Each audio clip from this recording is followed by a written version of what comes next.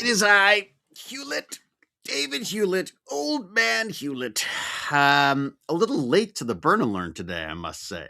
I did it earlier today, but I had other stuff to do, so I didn't get around to actually doing the part that I enjoy, which is the video portion of my horrible exercise ordeal.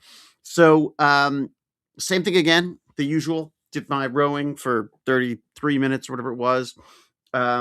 I feel like maybe it's getting better. I could be wrong, but I feel like it may be getting better because it's still miserable and I'm dead after. But I feel like I get to the end a little faster than I used to. So, how are you, wholesome vampire? Um, so I put off actually doing my little chat until after, but good evening to you, Lars Pants on Fars, and VCMD Propulsions, and Zoe Pont from Belgium. Oh, lovely. I am batteries. I wish I was batteries. I feel like I need more energy. Geek Mind Gaming. I'm very good. Hello, my love. Hello, love back. Psycho Liz. Psycho Liz. Evening to you too. So this is my Burn to Learn. This is my bid to sort of stay alive and fit long enough to enjoy my retirement years with my fabulous family, my weird collection of pets, and all that nonsense. I just really hate exercise, so I like to learn something while I'm doing it. Then I like to sort of share what I've learned and reward myself with a little bit of screen time, shall we say? Um, sorry, LFC, Life Jedi. Didn't mean to mess with your damn bedtime, but up pops David. Yep, guess not go to bed now. Everyone, I'm so excited. My 2 weeks off just started. Oh, good for you, Elizabeth with a Z. Enjoy your holidays. Hey, Rodney, a chance of cameo on the new Stargate? If yes, you are looking forward to it. Oh, damn it. Clay Bundy. If I could, I would. But trust me. I'm just waiting for the call. Anytime, I'm ready. What do you got? Huh? More McKay? Ready. Fine. Just gotta be told it's happening. No, I'm very excited about the whole thing. I really hope that there is something for me to do in it because it'd be kind of wonderful to play him again. It's been a long time. Anyways, so just to do Stargate. Learning stuff. So today I thought, okay, there's a few things I wanted to catch up on. I get a big fan of cybersecurity, that kind of stuff. So I started playing with this podcast called, what was the one I was listening to today? Let me get the name of it for you because I quite enjoyed it. It was Hacking Humans. Hacking Humans, yes. So Hacking Humans. Although before that, I was reading about another one or listening to another one last night that I thought was interesting about these gift card scams. And at first, I couldn't figure out how it worked, but I thought this was really neat that people were basically taking gift cards off the shelf. They were applying a sticker over the barcode for, not the barcode for them. Is that right? Maybe it is the barcode, but whatever the identifying part of the card was, they were adding a sticker over that so that when someone went to charge it up, it didn't charge up the card that they had presented to, whatever store it was that was getting them. It would basically, people would come in and spend money, think it was going on this card, when the reality was it was going on the little card sticker that they'd given it, and that was in fact charging up another card that they could then sell. So, or that they could just spend the money. And apparently, hundreds of thousands of dollars worth of these things were being scammed that way. And I just thought, wow, like the ingenuity involved in doing this, like trying to work around a system. Like we're just innately designed to mess with the rules. Like I have this weird sort of both you know I find it both intriguing and fascinating and a little bit a little bit exciting, and then at the same time I'm also like, okay, I obviously don't, I'm terrified to buy anything anymore. But so the just kind of a fascinating way that they'd managed to hack that. And then the other one that came up in this Hacking Humans podcast was basically one of these year-end things where they're, for some reason, I'm not even sure that there's more cybercrime happening at the end of the year or not, but just the fact that because it's a season, because of the season, there seems to be a lot more of these scams come to light. I guess there's a lot more people buying things. There's a lot more chance of having people get them getting ripped off. But This was just like a whole background on how do you protect older people from this stuff. And by older, I mean it could be anyone, or just the people who aren't used to, used to this, this cybersecurity world. But there's just the thing that I came away from it was just like maybe we should just not. Maybe there's a reason to not do stuff online, which is like the complete opposite of everything I've ever done, and that I've always enjoyed. I love the fact that all this stuff exists online, but the idea that I can't imagine being like an 80-year-old and getting inundated with phishing emails that are getting smarter and smarter because of the AI side of it. They're just getting better and better at targeting specific people with specific little hooks to drag them in.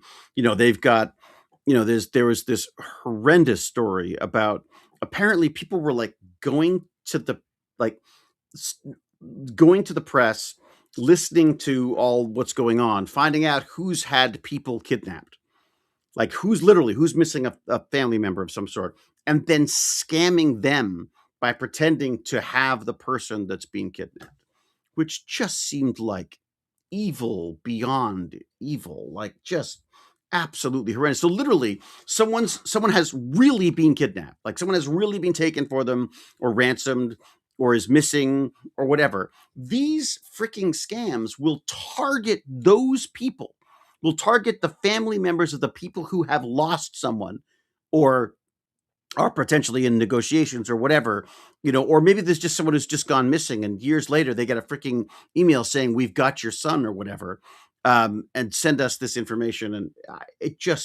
I was stunned by that. Just the idea that because of the technologies made available by, specifically a lot of the AI stuff, people are able to cast this massive net out, and then grab their little niches and target specifically to those niches. Not even just to those niches, to the specific people within those niches. I mean, it's like the early days of spam email, when you could do the mail merge, and merge a list of links with an email and send them all off at the same time. Well, now you're getting these incredibly tailored phishing scams, or they also went into the whole this exploitation one, which is just awful as well, because they're targeting young men who do stupid things and send stupid things on the internet, only to discover that they're now being blackmailed for people to not send these images to friends and family and schools or whatever. And in many cases, it's actually led to suicide, because the kids just feel they've got no way out, that they're going to be, that they've ruined everything. And I would say to anybody in that situation, there's always a way out. Like there's always a better way out than that. Yeah, and also nowadays, with all the AI stuff, you could just claim it was fake anyway. So yeah, it's just, yeah, I think I mentioned one a couple of weeks ago, where they were basically getting you onto a Zoom chat, an unsolicited Zoom chat. They film a little bit of you and then send you a video of you doing something without clothes on, that they could then claim they're going to send off to other people, because they've created it out of the images that they've got. So just extraordinary. I mean, to some extent, there's almost a sense of protection in being someone who's out on this stuff all the time, because you just go like, I mean, it's like, I think people would know you better, and would know better whether it was a ripoff or not. But I mean, how long that's going to last for, I don't know. Sup, man cold for me. Oh, man cold. Yeah, I hear there's a lot of that going around.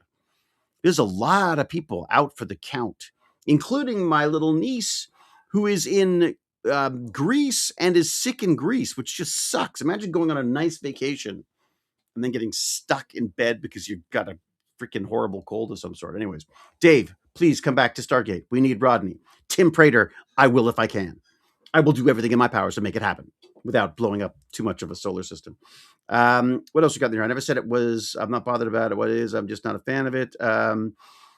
There's always been horrid people. The difference is now as we hear about it. Yeah, actually, it's true. I mean, the reality is most news is bad news, right? Because bad news is what sucks you in a much better way than good news. I mean, no one wants to hear like, there were no murders today. It doesn't, no one cares. Replying to Churchill, we just got Ronan. We just got Ronan. NHS is overwhelmed at the moment. Is it? Oh, I didn't realize that, Martin Drake. I'm so sorry. Well, so maybe it's time to throw on some masks, get back into some masks. Everyone should, of course, be getting vaccinated and all that kind of stuff. There's a wonderful, I love this when Wired magazine does this. They bring in experts to answer internet questions. And I guess it was a 3-parter required because there's so much pseudoscience bullshit out there. There's a fabulous one where they spoke to someone about about the merits and problems with many of these sort of basically pseudo health or fake health things, or just out and out lies and conspiracy theories about stuff. And the one that I just keep coming back to is, if there's anyone questioning vaccinations, it's just like, look at where we were with smallpox. Look where we were with God, I mean, like a million. Was the other one? Is smallpox is another one. I want to say scarlet fever, but it's not scarlet fever, is it? But basically, the point is, we basically eradicated measles. We basically eradicated this stuff thanks to immunizations, and now for some reason we've turned on this, and our sense of risk with these things is being completely blown out of proportion by these ridiculous pseudoscience, idiots, many of whom are now running the medical side of things in the States. Of course, polio, Jesus, whooping cough, exactly. There's a million of them.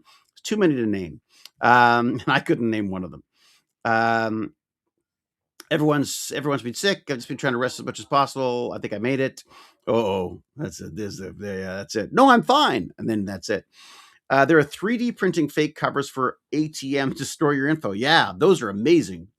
What do they call them? They're like, there's like, you basically, if you go to a gas station and you swipe your card, there's people will print these little pieces or build these little components that will steal the information from it. So,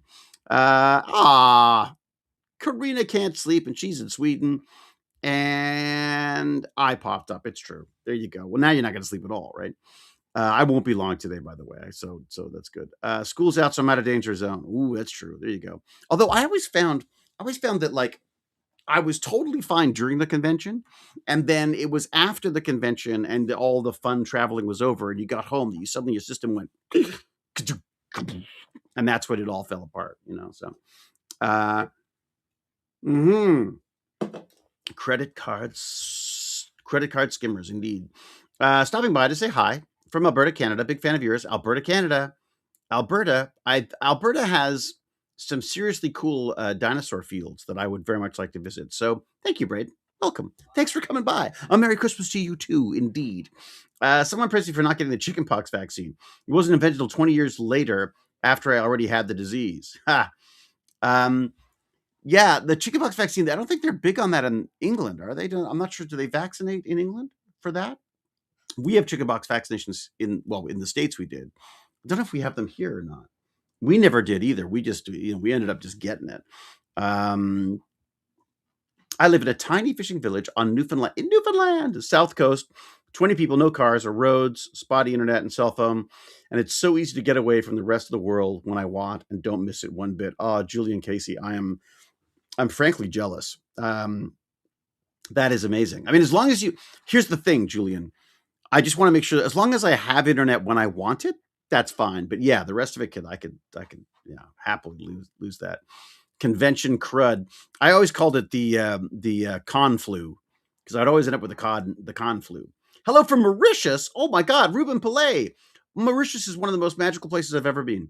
I've got to say, I would go back there in a second. It is the most extraordinary place. I had absolutely wonderful, wonderful time there. Please say hello to Mauritius for me. No, it was just this amazing little island off the east coast of southern Africa, I guess. And it's just extraordinary. So hello to you. I already told you this a few times. By physics itself, pseudoscience. But physics itself is physics. Oh my God, I can't speak. Physics itself is pseudoscience. Einstein, QM, then Maxwell, Newton, etc. So all of that is just fake. Really. Not sure. I think that might need a little more explaining. Hello from Saskatchewan. Good to see you, Pure Dove.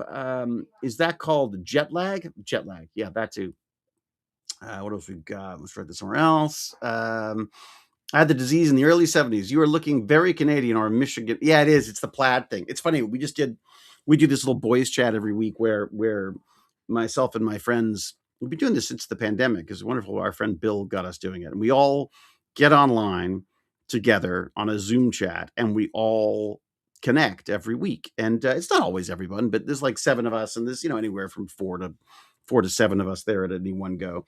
And it's just kind of wonderful. I got to say, it's amazing. So we always sort of know what's going on with our friends, and there's always just sort of a sense of sort of being connected with their lives and stuff. It's just it's pretty great. When I see you in Planet of the Apes, I was like, oh my god, it's McKay, David, Hewlett. Yep, destroying planets again, Brandon. It's true. Older people are encouraged to get shingles vaccines. I did that. Justice to Wall. I did a shingles vaccine. I'll say this: it was a pretty brutal vaccine, but it's nothing compared to shingles apparently. So yeah, I did that too. It was recommended. My doctor recommended me to do that. It's expensive in Canada to do that. It's weird. They have this thing where they say like um, like the doctor recommended it, and then I find out that for some reason that's not covered because, of course, I guess Canadian healthcare or Ontario healthcare would rather cover the cost of people with shingles. I would have thought that would have been a lot more expensive and difficult to deal with, but no. Apparently, you could skip that horror if you want just by spending a few $100s. So that's what I did because I'm sort of lucky enough to be privileged enough to do that. So. Oh, the UK is bringing the chickenpox vaccine into use next year, I think. Oh, good, good. Horrible. I mean, I gotta say. I mean, I remember the chickenpox. That's how horrible it was. Baz got immunized in America. Was at school in England and I got like 2 or 3 spots, and everyone freaked out. And no, it was the vice versa. Where was it? I can't remember. There was some mix up. Anyways, he ended up getting chickenpox after getting the vaccine, but he got it so mildly that none of us even noticed. So yeah, it's quite another good reason for it. Never caught the chickenpox as a child. Now 42. All cousins and siblings did. Wow. So I guess does that mean he has to be careful then, James? Does Tim have to be careful that he doesn't catch it now? It means you could still catch it, I guess, right? Does that make sense? Hi from Oz. You look cold. Come visit. 30 plus overnight. Bit unfortunate. Richard Bright, man, I love it over there. Australia's fantastic. I am not a fan of Canadian winter. I got to say, I am not a fan of it. Not I shouldn't say Canadian winter because it's Toronto winter basically. It is pretty freaking cold right now, and it's just it's actually not so bad today, but it's just it's grim, it's gray, it's icy, and what do we got? Just finished Atlantis. Love your work. Oh, thank you very much. Well, if you're like everyone else here, you just start it up. You start it up again. Just start watching it again. Aren't you allergic to lemon, pepper, chicken? Zale Moore. No, I am not. I am thankfully not allergic to citrus the way that the fabulous McKay was. And are you? Thank you, Ken Perters. Are you signed up for David's email of awesomeness? There you go. I started playing with something today, which is kind of fun. I did a. Let me see if I can pull it up. I started playing with. I was kind of amazed at what you could do with Gemini, and I'd been goofing around. I wanted to do some kind of I'm a big. My son and I are big fans of One Piece. We've been playing the trading card game. I've been reading the manga. We watched some of the live action show as well. I'd like to watch the anime at some point as well, but right now it's I feel like I should go to the source and read the manga first. So, excuse me. All right. So I did a little website. I was playing with a little website. See what you think of this. And I'm just amazed at how much you can do, sort of hand in hand with Gemini on this stuff. you're telling it what you want it to do. You're giving it the links. You're playing with stuff. But the idea that this little website, let me see if I can I do this? I wonder if I can do this. Excuse me. All right. If I do this, can I share this little, it's just kind of fun. Um, all right. Where are we here? I was wondering if I could share a screen of it. That's one piece of the game. There you go. So let's see if we can see this. Okay, so apparently I'm sharing that now. So there's this little website. I just thought, oh, I got this little domain name because I thought my son and I have been talking about like trading cards forever. We've always been talking about trading cards. We love trading cards. We spend way too much money and time on them, and so I thought, well, let's like, maybe we should start. We should figure out like a business around it or something like that. This isn't a business. This is just honestly just an experiment. But One Piece currently takes 460 hours to watch. Holy crap! Wow. This is a little website that, so literally, I'm working with Gemini to come up with the logos, to come up with the style of the thing, the way the little cascading style sheets work. Oh my god, it's like a that I thought I wanted like a little thing where you could sort of just get a sense of what cards were worth and stuff. Like, look at that, $2,200 that card is worth. That's insane. And it just sort of gives you a few examples of different cards that are worth that maybe market. There's a little market value on some of the cards and stuff. It's just really fun. Session loot log. I didn't even know I'd done that. It's just amazing. It's like a natural language web designing program. It's like it's what you can do with this stuff is extraordinary. And I just like I used to do web design. I used to be like one of my things. And the idea that you can use natural language and say like, I want this, I want that. Here's a logo idea that I'd like you to play with. Um, this is a list of links I'd like you to pull up and write a little description about. It's just extraordinary. So, anyways, I just thought it'd be kind of fun to have a little website that to go to on that. If people got suggestions on that, by the way, if there's other things I should add, I'm going to just keep. I'm sort of using it as kind of a little experiment to see what you can do and what sort of. I'm a big fan of like writing little scripts and Python and stuff. I find the coding with these machine learning models just so much fun. For someone who's sort of waded their way through the 21 days to learn Perl or JavaScript or all these massive tomes I used to work my way through because I want to learn how to do this stuff. But am really big into auto hotkey. Really? Okay. I vaguely know that, but I don't. Yeah. What's so funny is that when modern programming languages came out, people also consider them natural language compared to earlier versions. Yeah. Well, that's it. I mean, we're just getting, in a way, we're just getting the hardware closer and closer to our own natural language way of speaking, right? I mean, so whereas before we just didn't have the tools, the technologies to do that, now you can. I mean, you know what? You could probably tell it to do this in assembly. I mean, I don't know if you can write I don't know if you can write a browser in assembly, but I'm sure you could get it to do assembly language as well, which is as close to the raw code that's possible. So it's pretty neat. Um, I would say back in my day, we punched bad HTML websites into the PC at school. Oh yeah. I didn't. Well, back in my day, we didn't have websites because there was no internet. So there you go. Happy holidays to you too, Chris Mitchell. Very good to you. Good evening to you, Bob Cairns. And what type of code? It's also worth sticking it behind a WAF. Hmm? And with that type of code, it's also worth sticking it behind a WAF. What's a WAF? Excuse me. I did my back in my day. Yeah.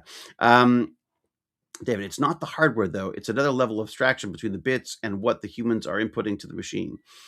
Um, uh, yeah, no. I just mean how to get the code into the machines. I mean how to, how it opens up the number of people who can interact with these things in a way. It used to be, you had to have degrees in physics and and mathematics in order to figure out how to use the damn computers. And they loved all their terminology. And they, you had to sort of basically go and pray at the altar of the whatever the server was that you were using. Now the idea that people can take, maybe a business idea or a website idea or a web or some kind of an online service, or even, as for me, just little automation things that are just fantastic, that just help me get things done faster. And you can literally just tell these things to make it. And it's, again, I think I have an advantage because I do have a background in some of the programming languages, so I do get a sense of of how they work, and I get it to explain what it's doing as well, because I don't like the idea of it just running stuff without me really knowing. But cascading style sheets is just so much stuff to look up. It's just so much nicer if you could just go like, look, here's what I want you to do. I want these little sections. I want them to respond this way when people put their mouse over them. It's fantastic. I learned to type on a typewriter. Wow. I did not. I learned to type. I think I used Mavis Beacon Teaches Typing or whatever it was. It was like on an old it was an old Toshiba.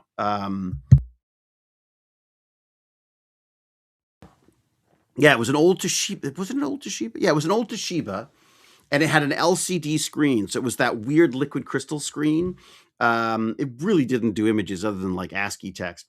But I refused to do anything on that computer until I learned how to type. So the only thing I installed MS DOS back in the day. That would have been, what was the MS DOS? No, it wasn't MS DOS. It was Dr. DOS. That's right, DR, Digital Research DOS. So it was Dr. DOS, as I called it. And then the only thing I installed other than the operating system was this typing tutor. And I only used the computer for that until I learned how to type. And then I was like, okay, now you can be a nerd. I was a nerd before, probably. Atari, yeah, the Atari was great. Atari had those weird plastic keyboard, though. You couldn't really type on that. The Commodore 64 I loved as well. That was a fantastic one. Yeah, it's my first laptop that I wanted to learn how to type, because I wanted to do more writing. And so yeah, and it was this wonderful little Toshiba. It was built like a tank too. Yeah, I used to use that. And then the Commodore 64 before it was basic programming. I used to like that. Used to play the text based adventures like what is it? Hitchhiker's Guide to the Galaxy. It's a wonderful text based thing. I'm sure you can find it online now. It's pretty fun. Back in the day when operating systems came in boxes and had printed manuals, yeah, yeah. Um, I got used to the ZX81, then the Spectrum. Unfortunately, wow, we have a Spectrum or a ZX. Yeah, we have a ZX. We have a ZX Spectrum. My wife's dad had it, and I was like, "Oh, we're keeping that," because I'm dying to play with that at some point. Did Mavis Beacon too? Learned how to use a computer on a DOS. Yeah, I laughed so hard at McKay's DOS jokes. Zork. Oh my God, Zork. Jesus, it's been a while since I thought of that one. Anyone been watching 31 Atlas? It reminded me of Stargate Universe, the Destiny. What a crazy world we were in. But I don't think it was a comet or asteroid, as media was trying to convince us. Really, Hawkster? I mean, I think that it's the fact that it's an asteroid or a comet is actually more exciting than the idea. I don't. Sorry, I'm sort of on the science of that stuff. Hawkster is very appealing to me. I think that I think what's wonderful about that comment is just how much we can learn from it. I mean, these things are amazing. Yeah, I don't think it needs to be a spaceship to be that exciting to me. It doesn't need to be an alien spacecraft or anything for me to be that excited about it. Xenos, happy holidays to everyone who celebrate the holiday of their choice. Well, Xenos, thank you very much for your wonderful festive joy, and yes, and I will take it to heart, and I'm looking forward to having a bloody good Christmas. Philips MSX. No, I don't know that. ZX and that's it. Yeah, that was it. Wasn't it? Wasn't the ZX Spectrum? That was it, wasn't it? You bash typed on an Atari Amiga and Commodore 64, much easier. Pong was fun. Pong. Oh my God. That was the first video game I ever saw. I used to have a Commodore 64 and like 100 magazines. Yeah, that was me, Devil Arrow. That's what I did. I used to have to type them all out, and you make like one freaking mistake, and the whole freaking thing's gone. It also didn't. It also we couldn't back then. I can't remember. There was something about you couldn't save them unless you saved them to a disk or something. God, it was just wild. I better wrap up because we've got dinner. Dinner is just about ready, if not already. So I should probably go. and get in on that. Oh, Sega Mega Duck Hunt. Yeah, Duck Hunt was great. Imagine typing on an ancient console pedestal. I don't have to Pure Dove because I did. So what do we got here? Okay. Well, look, I'm going to say to everyone, because I better get moving. Go to techbandits.org, please. Sign yourself up for my email of awesomeness, which I am just sitting down to start typing up one. It's been a while. I should really get on it. But it's so I can share any of the kind of the fun little sciencey tech things that get my attention, a little bit of interest. If you care about what's going on in my world, I'll let you know there as well. And just keep you updated as to what streams and amazing guests I'm going to have on with Stargate Genius and stuff. So techbandits.org, go check that out. And there's also some merch there if you want to play with that. Probably too late for Christmas presents now, I'm afraid, but maybe you can get yourself something nice for January. And there's also a Patreon, so go check out the Patreon as well. I appreciate any help I can get would be wonderful. I'll see you for the next Burn&Learn. Probably that's on my next plan is just to exercise again. But right now, my plan is to undo all that exercise by having myself a wonderful dinner with my family. All right, everybody. Until we geek again, I'll say be brave, be kind, be brilliant, cheerio, and huzzah. And have a wonderful Christmas if I don't talk to you before then. Merry Christmas. Happy New Year.